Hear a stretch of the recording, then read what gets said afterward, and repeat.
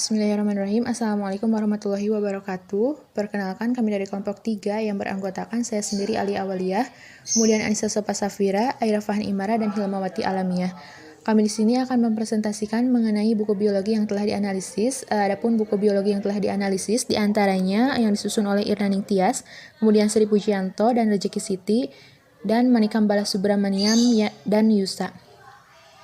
Adapun penjelasan materi yang pertama akan saya paparkan, yakni mengenai analisis biologi dengan kesesuaian kurikulum 2013. Untuk kompetensi dasar yang saya ambil, yakni 3.7 menganalisis pola-pola hereditas pada manusia, dan 4.7 menyajikan data hasil studi kasus tentang pola-pola hereditas pada manusia dalam berbagai aspek kehidupan. Untuk yang pertama, buku Erlangga. Apakah indikator buku Erlangga sudah sesuai dengan KD kurikulum 2013 edisi revisi? KD selalu sama, yang mengalami pengembangan adalah indikator. Dari buku tidak ada indikator, tetapi dapat dilihat dari tujuan pembelajaran, karena tujuan pembelajaran itu dapat diturunkan dari indikator.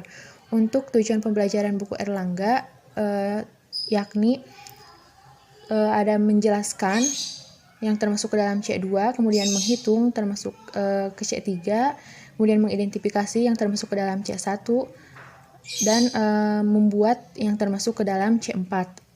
Untuk yang kedua, buku 3 serangkai. Untuk tujuan pembelajarannya yakni ada yang termasuk ke dalam C1 yakni mengidentifikasi, yang termasuk ke dalam C2 yakni menjelaskan, dan yang termasuk ke dalam C4 yakni membuat. Nah, untuk yang terakhir, buku Graphinomedia Pratama, tujuan pembelajarannya yakni termasuk ke dalam C2, yaitu mengembangkan serta memahami, dan kemudian ada menganalisis yang termasuk ke dalam C4. Nah, kesimpulannya dari ketiga buku tersebut dapat disimpulkan ya bahwa indikator dari semua buku yang telah dianalisis tersebut sudah sesuai dengan KD kurikulum 2013 edisi revisi. Mungkin cukup sekian dari saya. Terima kasih. Bismillahirrahmanirrahim. Saya Anissa Sopa Safira Fauziah, izin melanjutkan dari presentasi kelompok kami. Yang akan saya paparkan yaitu hasil analisis berupa materi singkat hereditas pada manusia. Nah, yang pertama ada penentuan jenis kelamin. Nah, materi ini menggambarkan tentang sel tubuh manusia ini memiliki 46 buah kromosom yang terdiri atas 22 pasang autosom dan 1 pasang kromosom seks. Nah, kromosom kelamin manusia ini terdiri atas kromosom X dan kromosom Y. Seseorang bisa dikatakan berjenis kelamin perempuan jika kromosom kelaminnya terdiri atas sepasang kromosom X. Dan seseorang itu bisa dikatakan berjenis kelamin laki-laki jika kromosom kelaminnya terdiri atas 1 kromosom X dan 1 kromosom Y. Nah, dengan demikian rumus kromosom untuk perempuan 22 AAXX dan untuk laki-laki 22 AAYY. Selanjutnya, yaitu ada penyakit keturunan. Nah, penyakit keturunan ini terbagi dari beberapa penyakit lagi, yaitu yang dibahas ada buta warna. Nah, buta warna ini ternyata penyakit keturunan. Nah, penderita penyakit ini itu tidak dapat membedakan warna. Gen penyebabnya apa sih? Nah, gen penyebabnya ternyata gen C atau gen color blind. Nah, penyakit ini hanya diderita oleh laki-laki. Bukan hanya ya, tapi sering ditemui oleh laki-laki. Nah, yang kedua ada penyakit keturunan, yaitu hemofilia. Hemofilia ini penyakit keturunan yang ditandai dengan darahnya itu sukar membeku.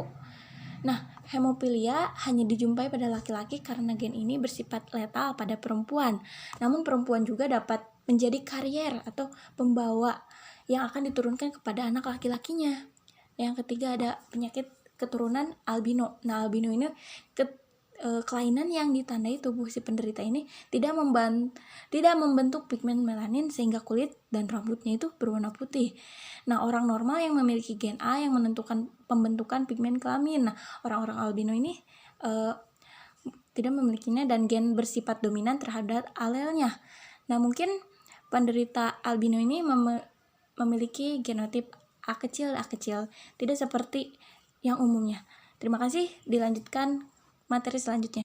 Selanjutnya ada penyakit keturunan yaitu kencing manis. Nah, Kencing manis atau kita kenal dengan diabetes mellitus itu merupakan penyakit metabolisme pada tubuh manusia yang ditandai dengan tubuh penderitanya tidak mampu mengubah glukosa menjadi glikogen karena pankreasnya itu kurang ataupun tidak mampu untuk menghasilkan insulin. Nah, penyakit ini ditentukan oleh gen D, sedangkan alelnya gen D menyebabkan orang itu akan menderita diabetes. Selanjutnya ada talasemia.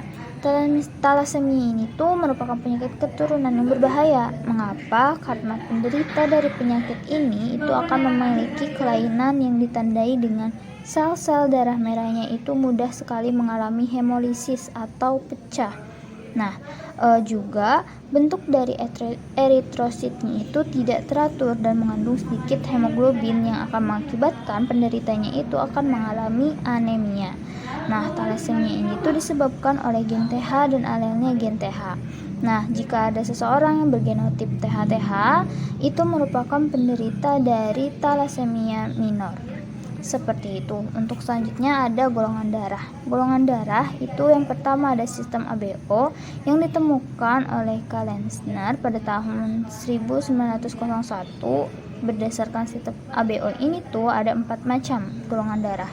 Yang pertama ada A, B, dan AB, dan O.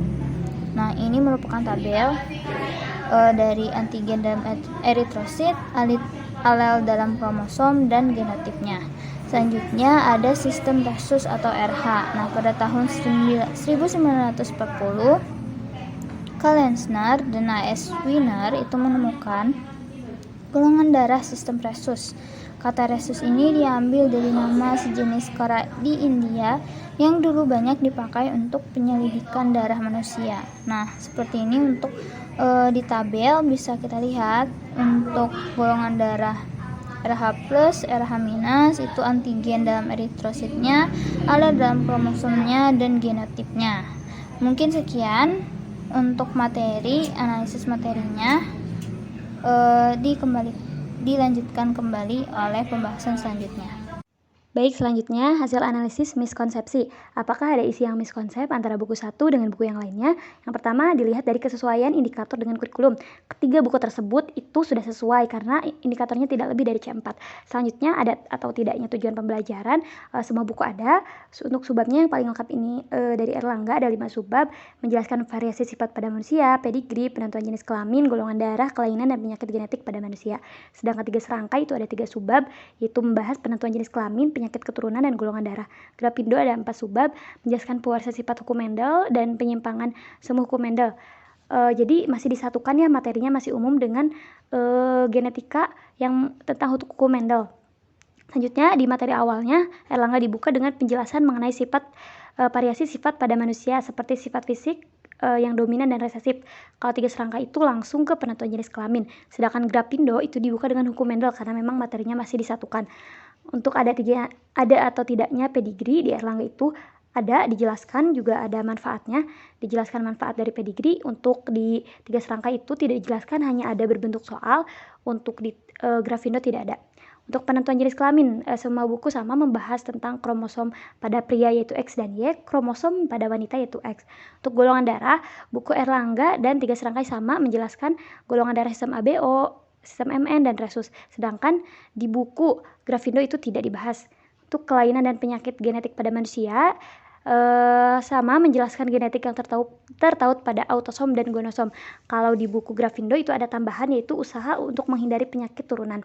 Untuk materi keseluruhannya yang paling lengkap itu dari Erlangga sangat runut juga, dijelaskan dari mulai variasi sifat fisik pada manusia. Kalau untuk di buku 3 serangkai itu langsung ke penentuan jenis kelamin ya. Kalau di buku Grafindo itu membahas juga tentang hukum Mendel.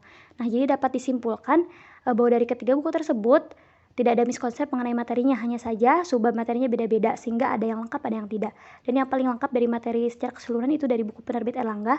Buku dari penerbit Erlangga pembahasannya detail, 3 serangkai detail juga, Grafindo pembahasannya simpel.